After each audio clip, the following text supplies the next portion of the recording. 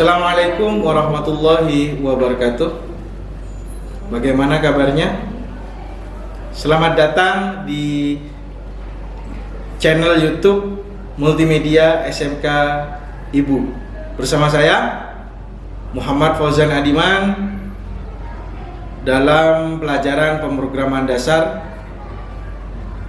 Oke. Saya akan menjelaskan secara singkat untuk KD1, yaitu algoritma. Apa sih yang dimaksud dengan algoritma?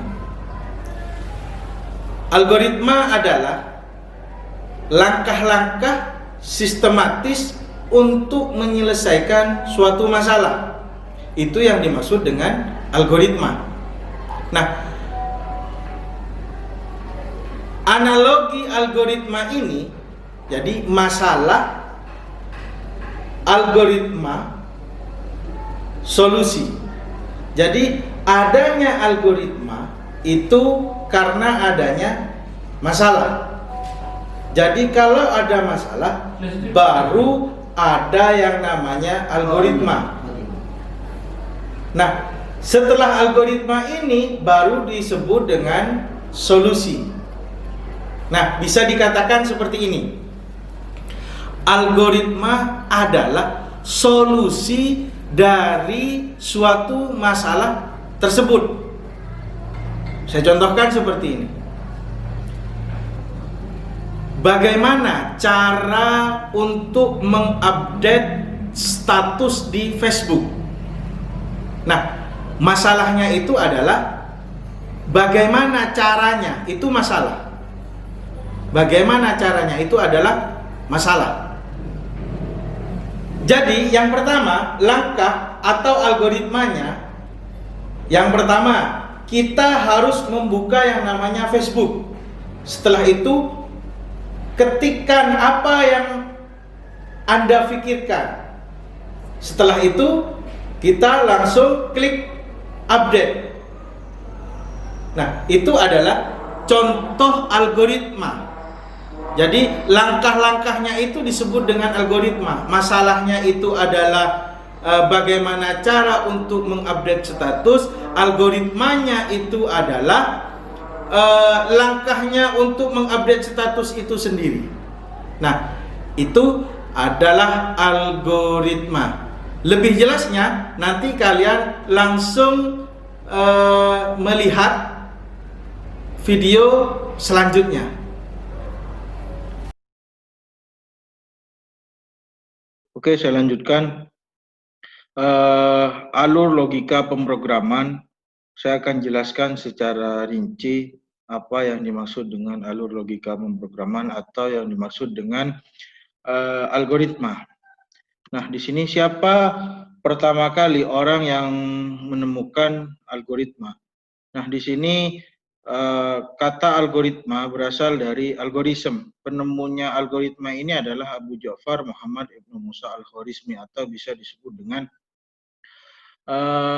Ibnu Musa Al-Khwarizmi. Beliau penemu algoritma dan penemu aljabar yang Anda pelajari di matematika. Nah, apa sih yang dimaksud dengan algoritma? Algoritma itu langkah-langkah sistematis untuk menyelesaikan suatu masalah. Jadi yang dimaksud dengan algoritma itu adalah langkah-langkah untuk menyelesaikan suatu masalah. Jadi algoritma ada ketika masalah itu ada. Baru setelahnya algoritma disebut dengan solusi. Nah, selanjutnya contoh algoritma. Di sini ada contoh langkah-langkah bagaimana cara untuk mengupdate status di Facebook. Ini masalahnya itu adalah update status di Facebook. Nah, langkah-langkahnya di sini adalah yang pertama yaitu klik pada isian apa yang Anda pikirkan. Diklik dulu, dipikirkan apa yang mau dijadikan status. Setelah itu kalau ada kalau Anda sudah nemu atau keluar pikiran, oh yang mau diupdate status adalah ini. Langsung ketikkan status yang Anda inginkan, seperti itu. Setelah itu langkah yang ketiga, tambahkan pelengkap kalau memang ada seperti foto, penanda lokasi dan sebagainya. Kalau memang ada silakan ditambahkan. Setelah itu setelah selesai semuanya baru kita masuk ke langkah yang keempat yaitu klik kirim. Nah, itu selesai. Jadi langkah untuk mengupdate status sudah selesai. Jadi ada 4 langkah untuk mengupdate status itu sendiri. Nah, itu contoh bagaimana cara mengupdate status di Facebook. Ada masalahnya di situ adalah update status dan algoritmanya adalah klik pada isian, ketikkan status, tambahkan pelengkap, dan klik kirim itu adalah langkah atau algoritmanya. Nah, selanjutnya ada notasi algoritma. Notasi algoritma ini ada 3. Yang pertama ada deskriptif, ada flowchart, dan ada pseudocode. Di deskriptif ini dijelaskan bahwasanya setiap langkah dijelaskan dengan kalimat yang jelas. Jangan sekali-kali kalian menjelaskan algoritma itu membingungkan. Jangan. Itu kalau kita menggunakan notasi algoritma yang deskriptif. Kalau yang menggunakan yang kedua yaitu flowchart, penjelasannya itu digambarkan dengan bentuk geometris. Jadi ceritanya itu menggunakan gambar yaitu jajar genjang, ada persegi panjang dan sebagainya. Itu kalau kita menggunakan yang namanya flowchart. Yang ketiga yaitu pseudocode. Pseudocode ini mirip dengan bahasa pemrograman. Jadi di situ sudah bisa kebaca oleh komputer seperti itu. Itu kalau menggunakan notasi algoritma yang pseudocode. Nah, ini adalah notasi algoritma. Yang selanjutnya ada notasi deskriptif. Dari notasi algoritma itu dipecah lagi menjadi 3, yaitu notasi deskriptif. Nah, di notasi deskriptif ini cara pengerjaannya yang pertama, dalam notasi ini setiap langkah dijelaskan dengan kalimat yang jelas, jangan ambigu dan jangan membingungkan.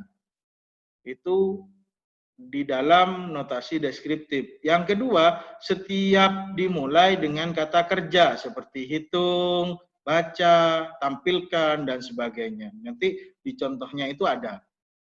Yang ketiga, notasi ini baik untuk orang awam, tetapi cenderung sulit diterjemahkan langsung dalam bahasa pemrograman. Jadi, kalau menggunakan notasi ini, notasi deskriptif ini, komputer itu tidak akan membaca, karena komputer itu tidak tahu ini bahasa apa seperti itu. Yang dimengerti itu hanya manusia saja, karena yang membuatnya itu manusia. Yang selanjutnya, contoh deskriptif seperti ini. Nah, di sini masalahnya apa? Masalahnya itu adalah hitung luas persegi panjang. Cara untuk mengetahui luas persegi panjang. Bagaimana caranya? Langkah yang pertama itu atau algoritmanya itu yang pertama adalah masukkan panjang. Yang kedua masukkan lebar. Yang ketiga kalikan panjang dan lebar. Yang keempat, tampilkan hasil perkalian. Nah, di situ tadi dijelaskan bahwasanya deskriptif itu harus dengan penjelasan yang jelas. Di sini sangat-sangat jelas sudah algoritmanya. Masukkan panjang, masukkan lebar, kalikan, setelah itu tampilkan. Yang kedua tadi harus menggunakan kata kerja. Nah, dimulai dengan kata kerja. Nah, di sini sudah kata kerjanya masukkan, kalikan, dan tampilkan. Nah, seperti itu. Nah, ini adalah contoh notasi deskriptif. Yang pertama itu jelas, yang kedua itu menggunakan, pertama kali mulai itu menggunakan kata kerja. Di mana kata kerjanya? Di sini kata kerjanya, yaitu masukkan, kalikan, tampilkan ini. Nah, oke. Udah paham ya? Oke, saya lanjutkan. Di sini saya akan jelaskan notasi yang kedua, yaitu notasi tentang flowchart. Apa flowchart itu? Yaitu bagan alir. Itu namanya flowchart. Di dalam flowchart ini ada aturan tertentu. Yang pertama, dalam notasi ini algoritma digambarkan dengan bentuk geometris seperti persegi panjang, jajar genjang, belah ketupat, dan sebagainya. Jadi di notasi ini penjelasannya tidak menggunakan kata-kata, tetapi menggunakan gambar dengan bentuk geometris. Nah, itu harus dilakukan di dalam notasi flowchart.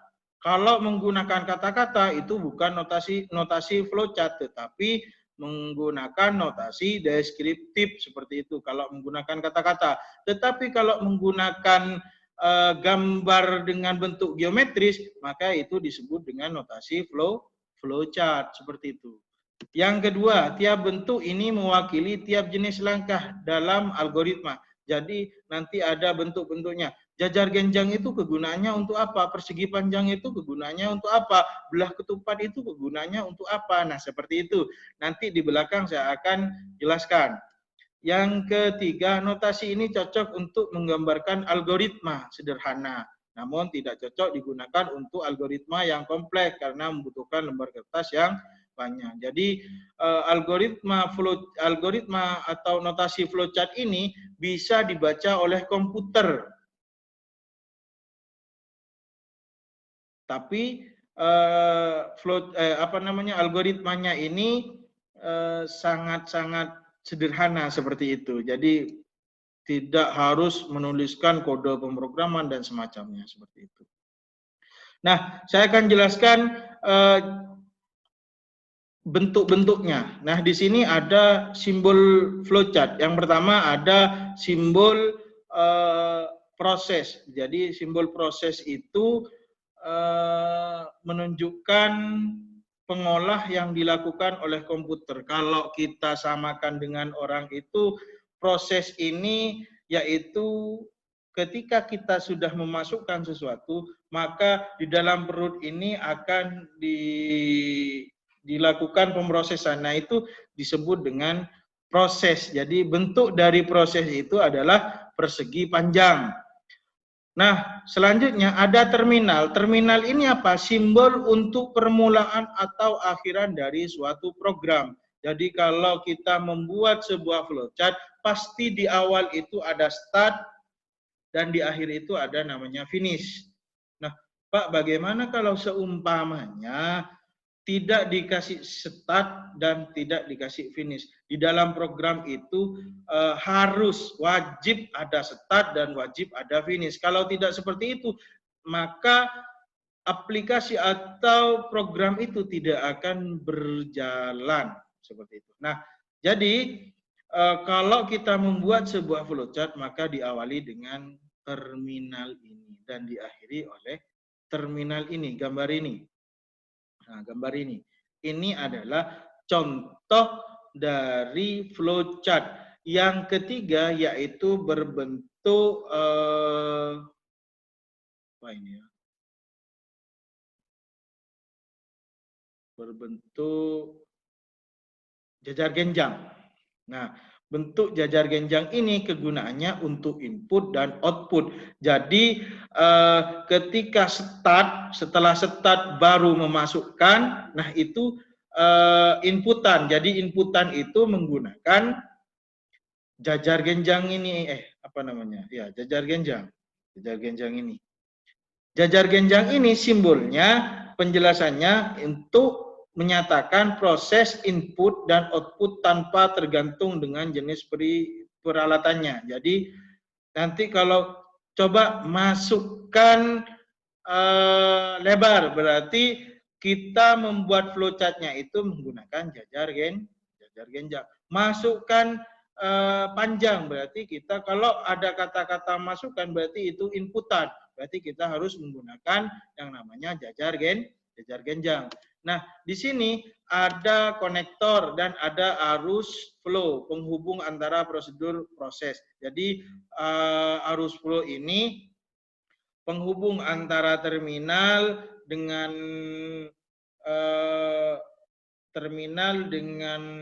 input output itu, input output dengan proses, proses dengan output, setelah itu ada output dengan finish itu. N itu sendiri. Nah, itu kegunaannya dari flow. Itu contoh dari flowchart. Nah, contoh flowchart-nya yang asli seperti ini. Jadi yang pertama itu diawali dengan mulai. Nah, ini mulai ini atau start ini bentuknya, gambar dari bentuk geometrisnya itu adalah seperti ini. Bundar tapi memanjang seperti itu. Nah, ini kegunaannya untuk mulai. Jadi kalau kalian mau buat program, jadi kata mulai itu atau permulaan itu dibuat dengan ini apa namanya, bundar tapi memanjang seperti itu. Nah, setelah itu ada flow-nya, alirnya seperti itu. Setelah itu baru masukkan panjang. Nah, masukkan panjang ini kan berbentuk jajar genjang seperti itu. Nah, ini jajar genjang. Masukkan lebar sama jajar genjang. Terus ada proses. Prosesnya bagaimana? Prosesnya untuk mengetahui luas persegi panjang itu panjang kali lebar. Ini diproses. Jadi dikalikan seperti itu. Setelah itu tampil luasnya. Tampil luasnya. Tampil ini adalah output. Jadi output dengan input itu sama seperti ini. Jadi output dengan input itu sama, gambarnya itu sama.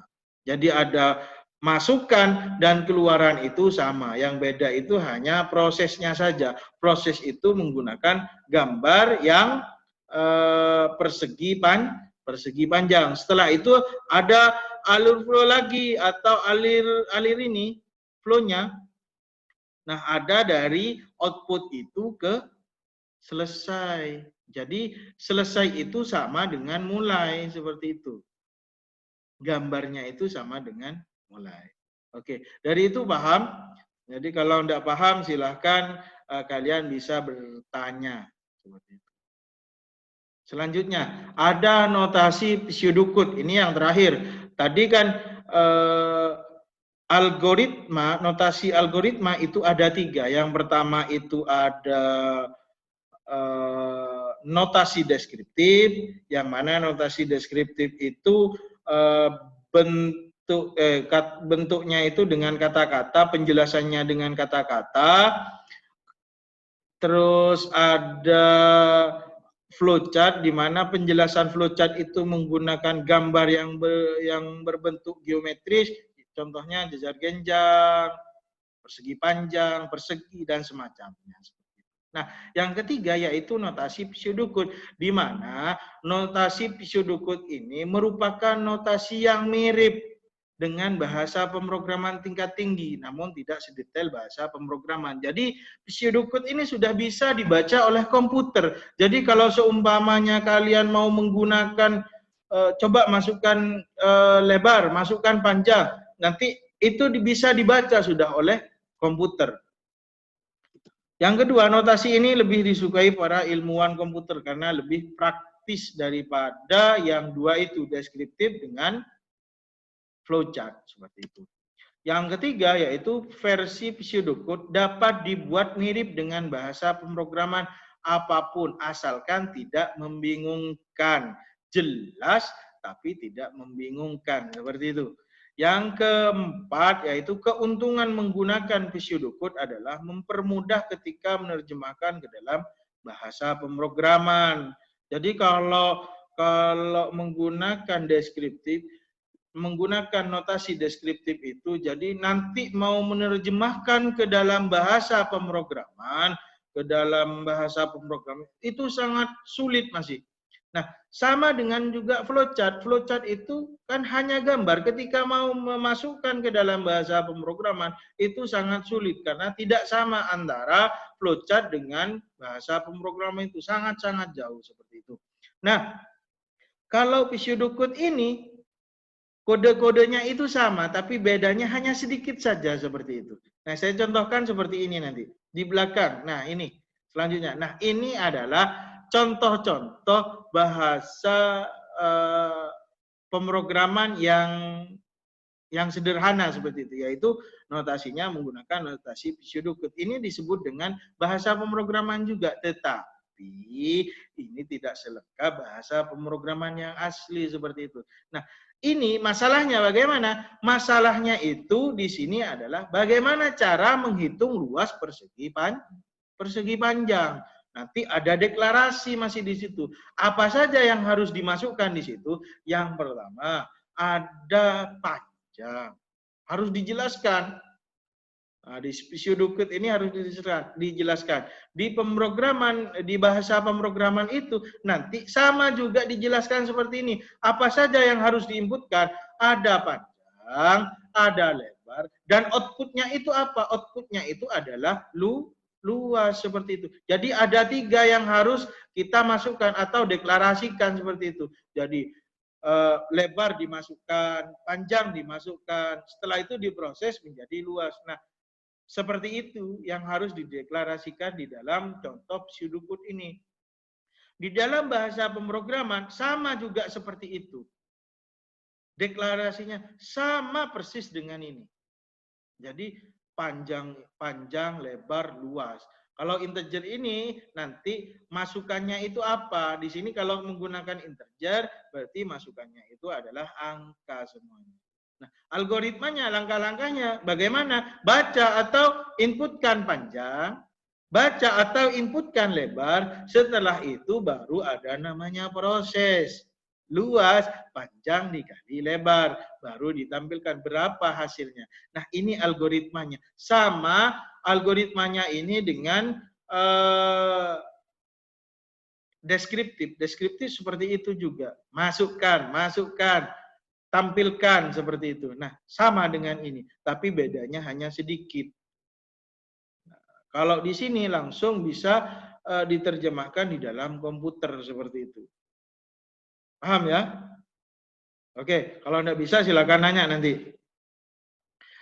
Nah, jadi kita mempelajari alur logika pemrograman ini sebagai konsep dasar. Bagaimana cara kita untuk membuat sebuah program. Jadi jangan mengira kalian membuat sebuah program itu gampang. Wah, ini gampang sekali.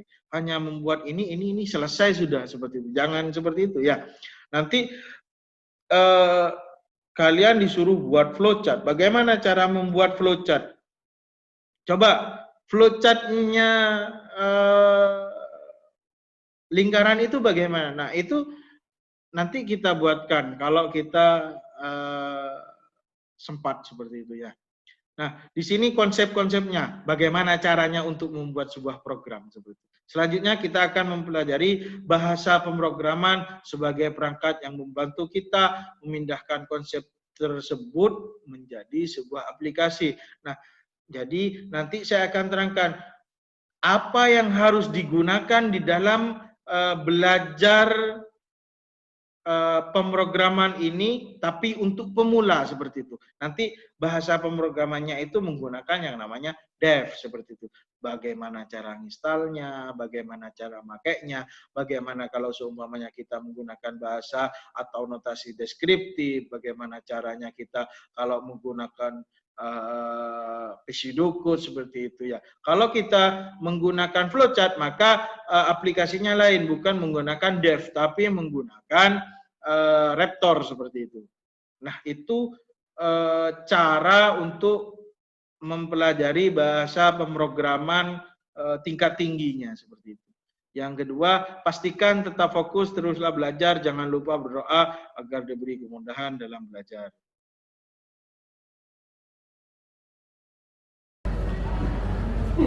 Oke, gimana? Sudah paham? Nah, itu penjelasan tentang KD1. Tugas kalian adalah buatkan contoh algoritma. Satu saja. Jadi, kalian buatkan contoh algoritmanya. Seperti yang saya contohkan di pertama tadi. Mungkin itu yang bisa saya sampaikan. Semoga manfaat barokah. Assalamualaikum warahmatullahi wabarakatuh.